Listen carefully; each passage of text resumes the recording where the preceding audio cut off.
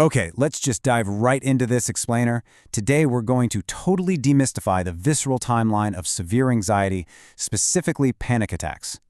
Listen, if you've ever experienced one, you know exactly how terrifying it can be. It feels like your body is completely turning against you. But here's the thing. By understanding the exact life cycle of a panic attack, we can actually strip away a lot of that fear.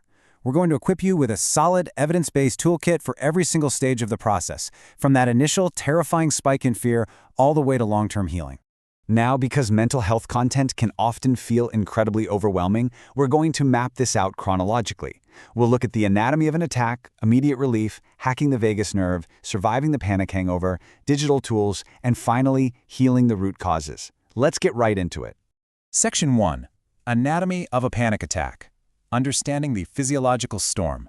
First off, we absolutely have to normalize the intense physical toll of a panic attack. But there's a really crucial difference between an isolated attack and clinical panic disorder. You might just have one random attack in your entire life. But according to the Mayo Clinic, a panic disorder is diagnosed when you have frequent, unexpected attacks followed by a month or more of constant worry or even changing your behavior just to avoid them. Also, medical professionals often recommend tests like an ECG just to rule out underlying thyroid or heart conditions that mimic these exact same symptoms. When an attack actually hits, it is intensely physical. We're talking rapid heart rate, chest pain, difficulty breathing, numbness, and even depersonalization, which is literally feeling detached from your own body or reality. If you experience these terrifying sensations, please know you are not alone and, crucially, you are not in actual danger. This is simply your body's ancient survival mechanism misfiring. It's dumping adrenaline into your system like a bear is actively chasing you, even when you're just sitting safely on your couch. Section 2. Immediate relief and grounding. Tools for when panic peaks. Dr. Claire Weeks was an absolute pioneer in anxiety treatment, and she developed this brilliant, completely counterintuitive four-step method. Face the symptoms, accept them without fighting, float through the sensations, and let time pass. You see, when our heart starts racing, our immediate instinct is to fight it, right? We want it to stop. But resisting actually creates secondary fear, which just throws more fuel on the panic fire. By passively accepting the physical sensations and just sort of floating through them, you teach your brain that you aren't in danger. That is what gradually shuts off the adrenaline tap. While you accept the panic, you can also intentionally anchor yourself using this really frictionless toolkit from Lifeline. Mental grounding uses your brain to interrupt the spiral. So, using anchoring phrases like stating your name and the date out loud, or even reciting song lyrics backwards just to force your brain to focus.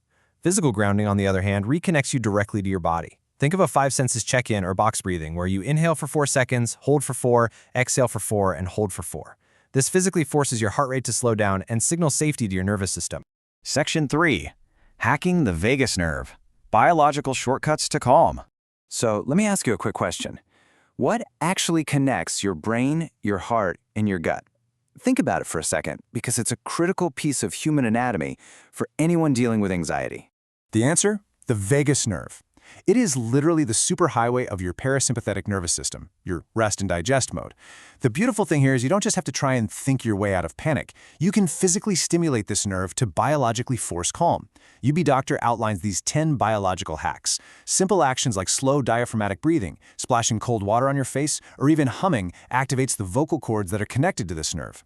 Interestingly enough, even daily gargling can improve your vagal tone over time, which makes your entire nervous system far more resilient to stress. Section 4. Surviving the panic hangover. Recovering from the adrenaline crash. Once the peak of a panic attack finally passes, you don't just magically feel totally fine.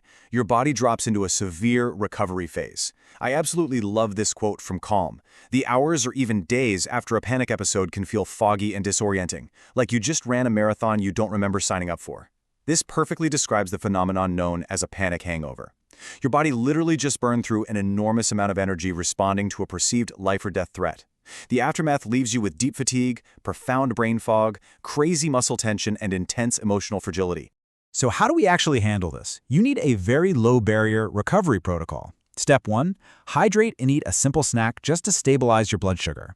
Step 2. Do some gentle micro-movements. I'm talking simple shoulder rolls or consciously unclenching your jaw to release that leftover tension. Step 3 is absolutely crucial. Reduce sensory input and decision fatigue. Dim the lights, put off any non-urgent tasks, and basically just lower the bar for your day. And Step 4, protect your sleep. Avoid caffeine and alcohol because they can re-spark the jitters, and just focus on resting so your nervous system can finally hit reset. Section 5.